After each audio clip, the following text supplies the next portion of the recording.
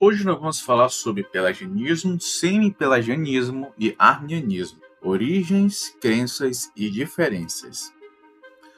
O pelagianismo teve origem por meio dos tratados teológicos de Pelágio, que nasceu por volta de 350 e faleceu aproximadamente em 423, aos 73 anos de idade. Pelágio foi o principal defensor do pelagianismo.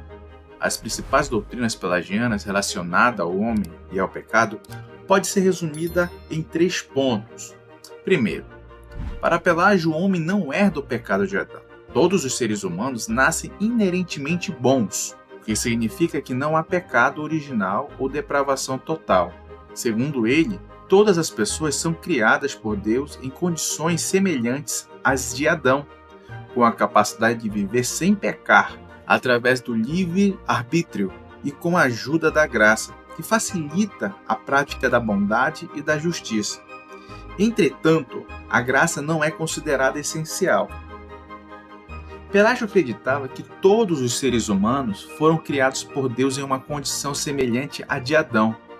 Com o passar do tempo, as pessoas desenvolveram o hábito de pecar e isso levou ao enfraquecimento da propensão humana para o pecado. Portanto, o pecado de Adão não teria corrompido a humanidade. Em vez disso, seriam os pecados das gerações passadas que enfraqueceriam a geração atual, levando-a a pecar constantemente.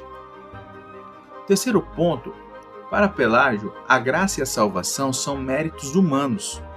De acordo com a visão de Pelágio, a salvação é alcançada quando os seres humanos fazem uso adequado da liberdade concedida por Deus e creem nele. Nesse contexto, a salvação é vista como meritória, já que a fé em Deus depende da vontade humana de crer livremente nele. Portanto, o homem é considerado responsável por sua própria salvação. Já o semi-pelagianismo, que se originou com o monge João Cassiano, nascido em 360 d.C. e falecido em 465, surgiu como uma tentativa de conciliar as doutrinas de Agostinho com algumas ideias de Pelágio. Por causa da proximidade entre a doutrina de João Cassiano com a de Agostinho, alguns estudiosos preferem chamá-la de semi-augustianismo, ao invés de semi-pelagianismo. As principais crenças do semi-pelagianismo sobre o pecado e o homem podem ser resumidas em 2 pontos. Primeiro, para João Cassiano, a depravação ela é parcial.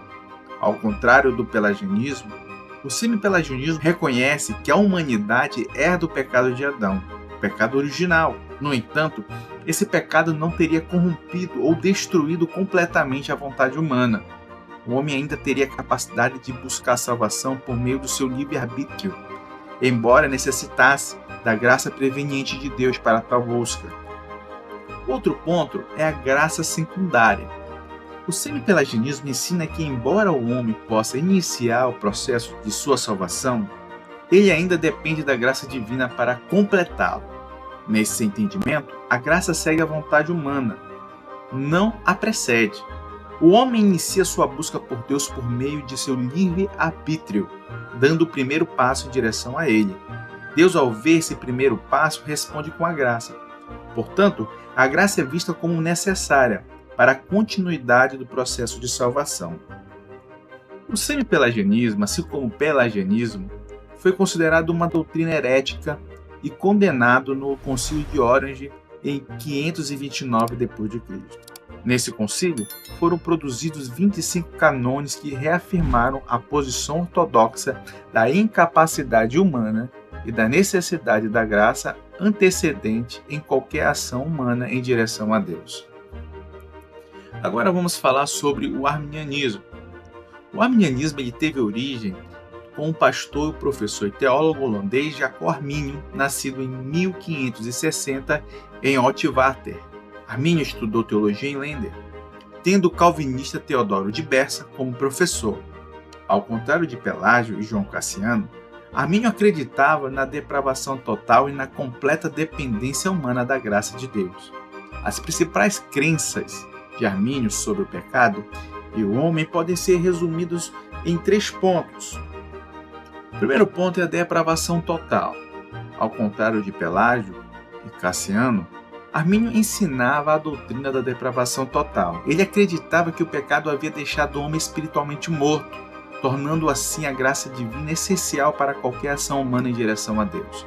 Segundo Armínio, o homem em seu estado pecaminoso e caído não é capaz por si mesmo de pensar, querer ou fazer o que é de fato bom.